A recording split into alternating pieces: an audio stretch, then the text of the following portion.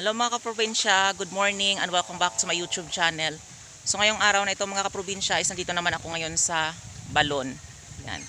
So ngayong mga kaprobinsya marami itong maraming mga ng kawayan, mga dahon at saka nabubulok na na mga dahon nito. So mga kaprobinsya is lilinisin ko ito mga kaprobinsya para maganda yung yung kalabasan at sa paligid nito ng mga balon na ito. Siyempre mga kaprobinsya yung kawayan kapag yung kanyang mga dahon hindi ito makukuha is mapunta dito iyon sa loob ng ng balon. So tara mga kaprobinsya, samahan niyo ako sa aking paglilinis. So ayan yung mga yung madaming mga plastic na napunta dito sa sa ilalim. Ayan oh. Kasi yung ibang basura is diyan nila tinatapon no. Ayan, so napupunta dito. So ayan, ito yung balon.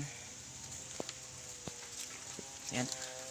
So ngayon mga kaprobinsya is ilang araw ding umuulan dito. So 5 araw na hindi umuulan dito sa amin. So ngayon ito na yung nangyari. Oh, ayan oh. Yung mga yung mga kawayan, yung mga bulok na kawayan, ayan. Nagsilaglagan dito. At ayan oh. Napunta na dito sa sa balon. Ayan. So ayan ang kanilang mga mga plastic waste. Hindi nila tinatapon sa maayos na tapunan.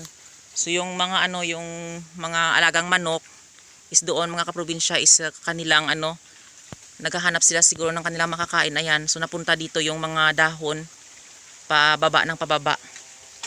So yan, ito lilinisin ko ito para malinis at hindi makapasok yung mga mga dahon ng kawayan. So, ayan.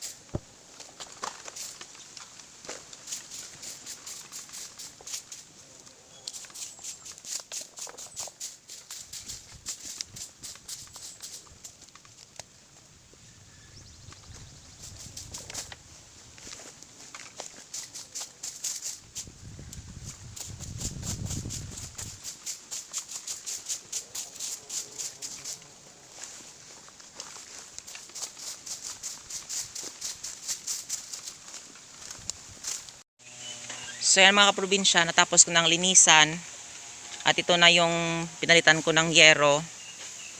Yung yero na pinalit ko para hindi makapasok yung mga nabubulok na mga dahon ng kawayan dito.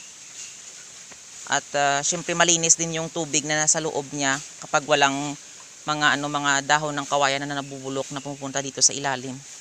So ito na yung kanina yung kinuha ko na tawag dito, napantakip doon. So ayan oh, kinakalawang na.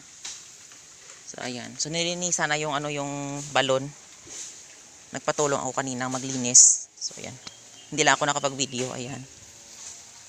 So at ito na yung yung mga tumutubo dito na maliit na mga puno na kahoy. Punong kahoy is kinuha na para malinis yung yung kapaligiran nito. At saka ito na yung yung naputol na mga puno at saka yung kawayan na maliit. Dito lang tinambak para yung portion dito is mag-level na siya sa sa lupa. Ayan. Kasi mga lang yan mga dahon-dahon ng kawayan. So diyan lang nilalagay at papabulokin na lang. At may mga konting plastic. Ayan. Okay lang din yan, mabubulok din yan mga plastic na mga maliliit.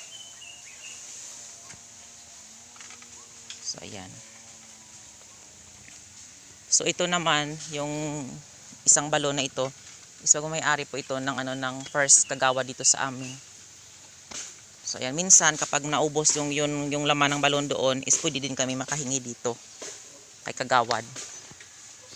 Kasi ginagamit ito ni kagawad na pandilig sa kanyang nursery doon, no. Doon sa kabila pa. Sila kasi yung nagtatanim ng ng puno ng kawayan na ito, ayan. Na pang tanim doon sa sa bukid. So yan yung kawayan na ito is sa kanya to. Ay kagawad ito yung kawayan.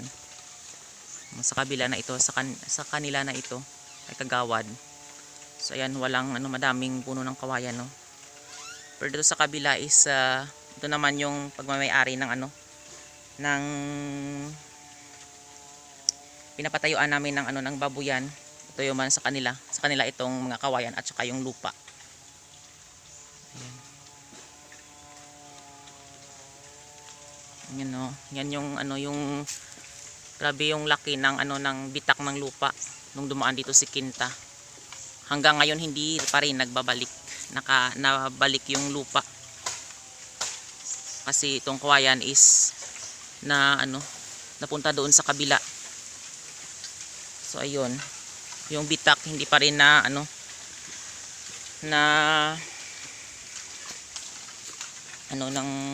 lupa na ibalik. So ayan, merong nagkukuha ng puno ng kawayan dyan. Ayan.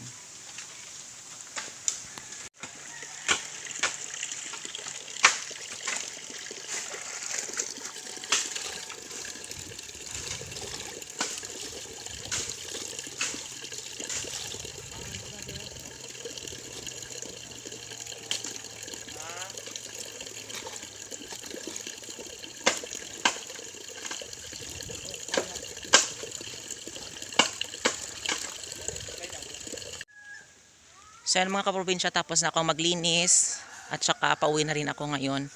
So yan, pagtapos ko maglinis, naglaba ako ng aking damit. Ayan, oh. Ayan, yung sinuot ko kahapon, nilalabahan ko araw-araw para hindi mag-imbak yung mga damit ko. At saka yung oras mo is hindi lang nakafocus sa isang gawain. So ayan. So maraming salamat sa walang sawang pagsusupport at panonood nyo sa aking YouTube channel. And don't forget to like, share, and subscribe to my YouTube channel.